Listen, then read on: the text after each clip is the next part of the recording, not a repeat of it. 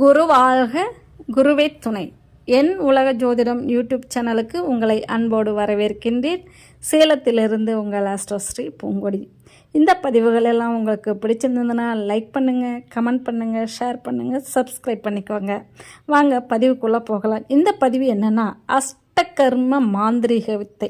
இந்த அஷ்டகர்ம மாந்திரிக வித்தையை பற்றி நாம் தெரிந்து கொள்ளலாம், அதன் பிறகு கற்றுக்கொள்ளலாம். சரிங்களா? முதலில் அடிப்படையான விஷயங்கள், இதை எப்படியெல்லாம் பயன்படுத்துகிறார்கள் என்பதை பற்றி நாம் தெரிந்து கொள்ளலாம்.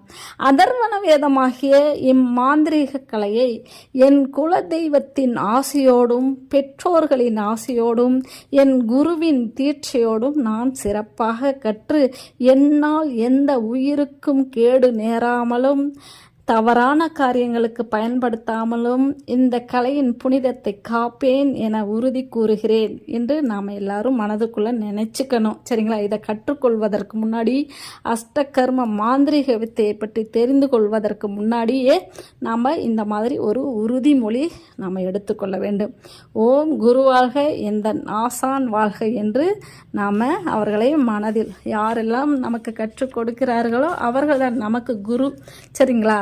இந்த வித்தையை ஸ்ரீ மகா கணபதியின் அருளாலும் மகா காளியின் சக்தியாலும் மட்டுமே இந்த மாந்திரீக உச்சக்கட்ட பயிற்சியை பற்றி நாம் அறிந்து கொள்ளவும் முடியும். அந்த பயிற்சியை நாம் செயலாலும் எடுத்து செய்யவும் முடியும். சரிங்களா? அதனால் ஸ்ரீ மகா கணபதி அருளை நாம் பெற வேண்டும். மகா காளியின் சக்தியை நாம் அறிந்து கொள்ள வேண்டும்.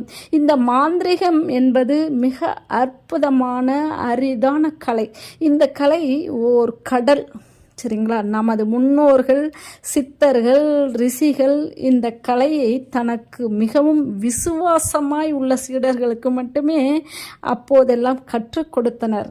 மாந்திரீக கலையை கற்பவர், கற்றுக் கொடுப்பவர் இருவருக்குமே மிகுந்த இறை சக்தி இருந்தால் மட்டுமே இந்த கலையை அறிந்து கொள்ள முடியும். எனவே மாந்திரீகம் என்பது ஒரு தெய்வீக கலை. இந்த கலையின் மூலம் நன்மை தீமை இரண்டையுமே செய்ய முடியும். எனது மாணாக்கர்கள் யாரும் இந்த கலையை தீமைக்கு பயன்படுத்த வேண்டாம். மீறினால் குருவின் சாபம், தெய்வத்தின் சாபம் வந்து சேரும். இதை நாம் நினைவில் வைத்துக் கொள்ள வேண்டும். இது எனது வேண்டுகோள். சரிங்களா? இந்த தெய்வீக கலையால் என்னால் ஒரு உயிருக்கும் சிறு துன்பம் கூட ஏற்படாது என்று ஸ்ரீ மகா காளியின் மீது ஆணை என்ற உறுதி எடுத்துக்கொள்ள வேண்டும். மீறி இக்கலையினால் பிறருக்கு தீமை செய்தால் இந்த கலை உங்களுக்கு பயன்படாது போவதுடன் தங்கள் பரம்பரைக்கு கர்ம வினை வந்து சேரும். சரிங்களா? இது குருவோட சாபம் அப்படின்னு நம்மளுடைய முன்னோர்கள், குருமார்கள் எல்லாம் சொல்லியிருக்காங்க. இப்போது மாந்திரீகம்னா என்ன, அது எப்படி உருவாகிறது, அதை எப்படியெல்லாம் நம்ம பயன்படுத்தினார்கள் நமது முன்னோர்கள், சித்தர்கள் எல்லாம் அப்படின்னு பார்க்கலாம். இப்போது ரிக், யஜூர், சாம, அதர்வனம் என்ற வேதங்கள் 4. இதில் மாந்திரீகம் அதர்வன வேதத்தை சேர்ந்தது.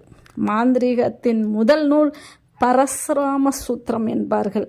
ஜமதக்னி முனிவர் குமாரர் தான் பரசுராமர் இதை இயற்றியுள்ளார். சரிங்களா? மாந்திரீகம் 3 வகையாக கடைபிடிக்கப்படுகிறது. அது உருமுறை, கருமுறை, தாந்திரிக முறை. சரிங்களா? இப்போது உருமுறை என்பது எந்திரம், மந்திரம், மூலிகை கொண்டு செயல்படுத்தும் முறையே ஆகும். இரண்டாவதாக கருமுறை. இதை செய்வது மிகவும் கடினம்.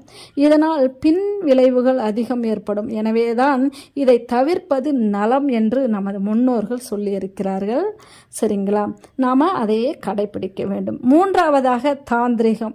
இந்த தாந்திரிகம் என்பது மந்திர உரு இன்றி சூட்சுமத்தை மட்டும் வைத்து செய்யும் முறையே ஆகும். சரிங்களா? இதில் பெரும்பாலான மாந்திரிகர்கள் உருமுறை செயல்முறையையே கையாளுகின்றனர். மாந்திரீகம் என்பது இந்த கலையை கற்பவர் தன் மனதை ஒருமுகப்படுத்தி உள் மனத்தால் மந்திரங்களை உருவேற்றி அந்த சக்தியின் மூலம் நினைத்த காரியங்களை நிறைவேற்றிக் கொள்வதுதான் மாந்திரீகம். சரிங்களா? சித்தர்கள் அனைவருமே யோகம், ஞானம், ஜோதிடம், வைத்தியம், மாந்திரீகம் போன்ற கலைகளில் சிறந்து விளங்கினார்கள். சித்தர்கள் பெற்ற அஷ்டமா சித்திகளில் ஒரு பிரிவு தான் இந்த மாந்திரீகம். இதை அஷ்டகர்ம காரியம் என கூறலாம். அஷ்டமா சித்தி எனப்படுவது நாம் மனதால் நினைத்து கூட பார்க்க இயலாத ஒரு தெய்வீக செயலாகும். இதன் பரிவாக்கப்பட்டதுதான் அனிமா, மகிமா, கரிமா, லஹிமா, பிராத்தி, பிராகாமியம், ஈசத்துவம், வசித்துவம் ஆகிய 8 விதமான சித்திகளாகும். இவைகள்தான் அஷ்டமா சித்திகள் எனப்படுவது. அதாவது 8 விதமான மகா சித்திகள் என்று சொல்வார்கள். இப்போ அனிமா என்பது இத்தகைய சித்தியாகப்பட்டது தனது தவ வலிமையால் தன்னைத்தானே தன் உடலை ஒரு சிறு அணுவின் அளவிற்கு சிறியதாக்கிக் கொள்ளும் செயலையாகும் இந்த அனிமா. இரண்டாவதாக மகிமா.